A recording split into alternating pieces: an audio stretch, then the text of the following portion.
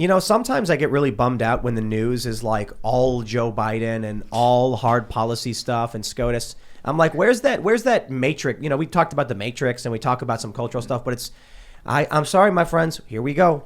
From the post-millennial.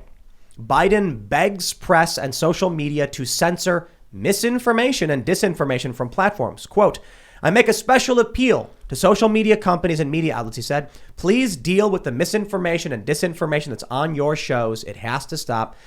And I'm pretty sure he just committed a constitutional violation. Yeah, what the Because the heck? government can't incentivize or make requests of private companies to violate people's rights. That is still a government violation of someone's rights. So if I actually tweeted this, that the vaccine mandates are a violation of our right to peaceably assemble. Think about it. I mean, it's a workaround. The government can't use workarounds to violate people's constitutional rights. So if you have a city, New York, and they say you cannot enter any private establishment except for the ones we exempt unless you get a medical treatment, that violates our right to assemble. Joe Biden right now is violating our right to speech by begging big companies to shut down what he views as misinformation and disinformation. So while as bad as that is, I'm actually really happy about this. It shows you how utterly pathetic and desperate they are. We talked about how CNN's ratings were down 91% over last year. They're getting less than like 100,000 viewers in the key demo. They have no influence anymore. And in 10 years, when their viewers age out of politics, they're done. Their narrative is over. So what does Joe Biden do? He begs. He gets on TV and says, please. He's sitting there crawling amid the desert, begging, just water, please. And we're sitting there with our canteen going, no. Well, these big tech companies might oblige him for sure, but watching him beg. Oh, what do you they mean? got rid of the like button on YouTube. Yeah, but because of Dr. Fauci and the Biden administration's YouTube channel being just obliterated by dislikes every time he went on. When a politician begs you and they have no authority, it's really a good feeling. He has a lot of the authority, and Bye-bye. and the intelligence agencies have long, extensive ties to big tech social media. So again, it is interesting to see him beg. I mean, his poll numbers have also dropped. They dropped 11 points from last month, according to the Quincy Pack poll. So obviously, he is not doing good at all. Quinnipiac. Same thing, potato. You know what I'm saying? You're just trying to be smug right now. No, somebody super chatted. Is the AI censor looking for the word with? Because Luke has never pronounced that word correctly. I'm going to talk about how I'm going to speak English how I want to speak English. There's also this other headline that I read today that said Biden dodges question on COVID and smirks at press conference soon after rambling speech where he bungled his testing czar's name and announced plan for 1 billion tests. And how is that not popular? How are people not supporting him in his larger efforts? He just looks so lost. Exactly. It looked like someone needed to pick him up and take him somewhere. Lead him away. That's what I was saying about Biden or Obama when he said you don't have to do this. He was like, "Come on, let's get you in the chair, and we'll get you in the sun with your blanket, and you can go to sleep." Here's your warm milk. Here's your warm milk, Joe. The video you're referencing too, Luke, is incredible. I mean, it's like him for like 45 seconds standing there, like breathing slow, looking down, almost laughing at the ridiculousness of it. Yeah. Ignoring questions. It was awful. This press conference he did, where cringe. he said, I can't even tell you what he said because it was jibber jabber nonsense. He was just like, we got it. One thing we don't want to do working to track the we don't want to work. And I'm just like, what is wrong with this guy? It's because you know what happens. Joe Biden is an old man. To say he's past his prime is an understatement. He's what comes after your prime? Decay? He's after his decay. Yeah. He's after the decay. He's now he look, with all due respect to anyone who's older, there's a certain time in your life where you sit back, you smell the flowers, and you've done it. You've lived your life. Joe Biden was there, and they needed that warm body, and someone came to him and said, "Joe, can you read cue cards?" And he was like, "Yeah." And they were like, "We think he can pull this off." And then within only a few months, he lost the ability to even read from the teleprompter. And now here we are. The emperor has no clothes. You know what I love, though, is that as much as we are all that kid pointing at the emperor and saying, he's not wearing any clothes, there are still people around him going, no, he's wearing clothes. Mm-hmm. He is all there. He is sharp as a tack. That's right. Who are you fooling?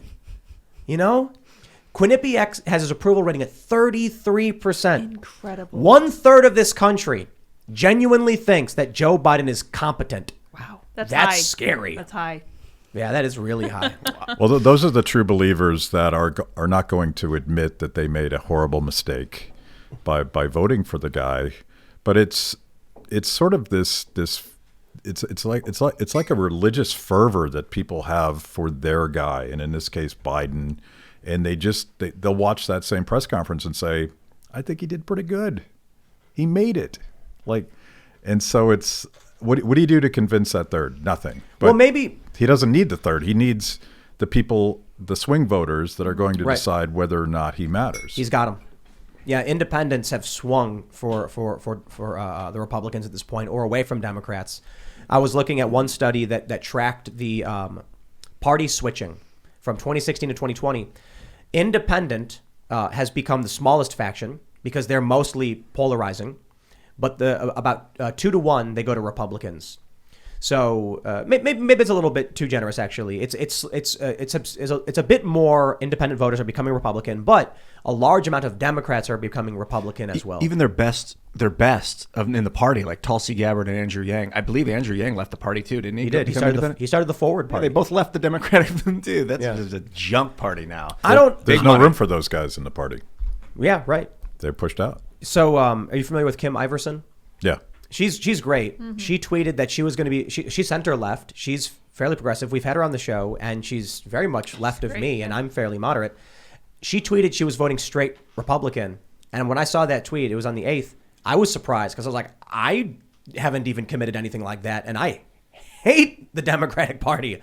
But she said anything to stop the mandates, and it's not going to be Democrats. Now, the funny thing is, I see Vosh, the socialist commentator, say, "Oh, what a completely shocking turn of events," and I'm just like, "Are you not upset that you're bleeding out your center, like your right flank? You are losing support every day, and your attitude is ha ha ha."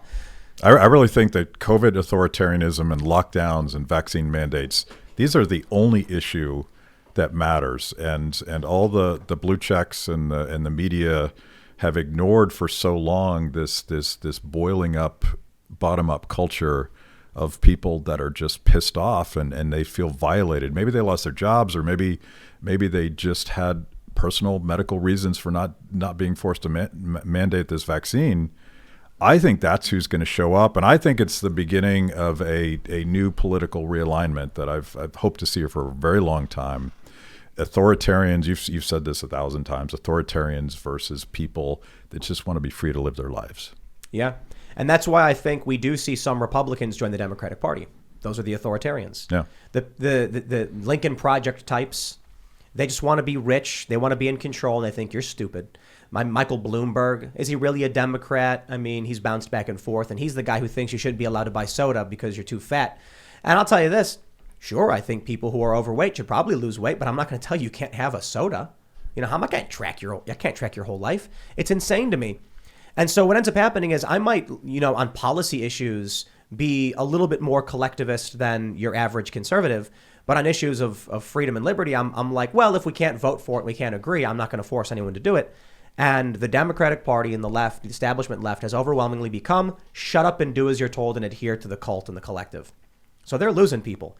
They're going to gain those wealthy neocon types who want to go to war and want to control people. But now we're starting to see much more libertarian values and little L libertarian, civil libertarianism joining the right. And I think it's a fantastic opportunity. A lot of people on the left, a lot of Democrats don't get that. I'll be talking to people who are Democrat leaning, and they'll say something about the Republican Party from 20 years ago.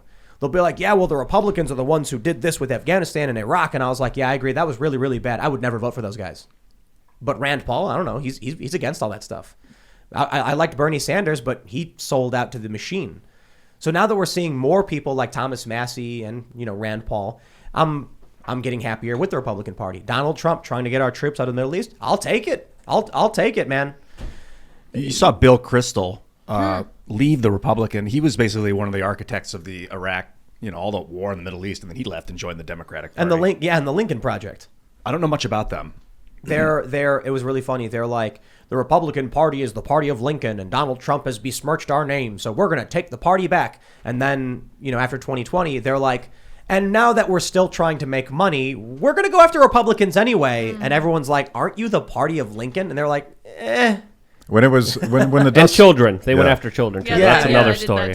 When the dust settled, it turned out that they were all just neocons that had become Republicans in the first place. They were Democrats before, but they had become Republicans because they really liked war. And when Trump sided with Rand Paul and the fairly small liberty wing of the Republican Party, that was a shot across the bow because they lost control at the top. And I think a lot of this never Trump hysteria can really be described by attempts to scale back some of the never-ending wars. Yeah, definitely. I don't think Trump was perfect in that regard, but I didn't vote for him in 2016. When I was looking in 2020 and I saw the timeline for withdrawal for Afghanistan, I saw Trump complaining about Syria. I saw Trump openly bragging about selling weapons to these countries. I was like, we're getting a little bit of honesty in that regard, and he is trying to get out. It's the best I've seen in my life. Yeah. So I'm for it. He didn't start any new wars, but that's one of the reasons they really hate him. Yeah, he was very far from perfect, and he never actually succeeded in getting us out of Afghanistan. And I think that was a strategic political mistake, also a policy mistake on his part. But that's the future. The future is let's focus on personal responsibility and individual liberty. And maybe let's do less of this war stuff.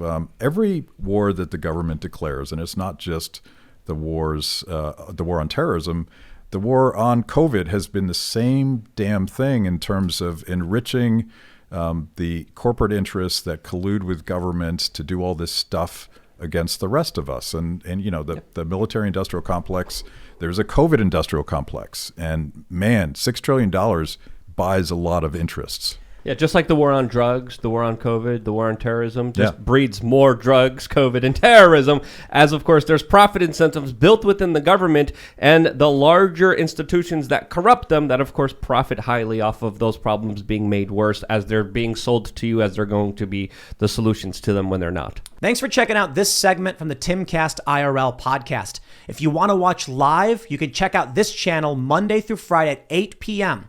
Now, don't forget to smash that like button, subscribe to this channel, and if you want more unfiltered and uncensored content with all of these guests, go to timcast.com and become a member. All of these guests you know and love in exclusive segments on our website where we are unrestricted in what we talk about, so you'll definitely not want to miss it. Thanks for hanging out. We'll see you all next time.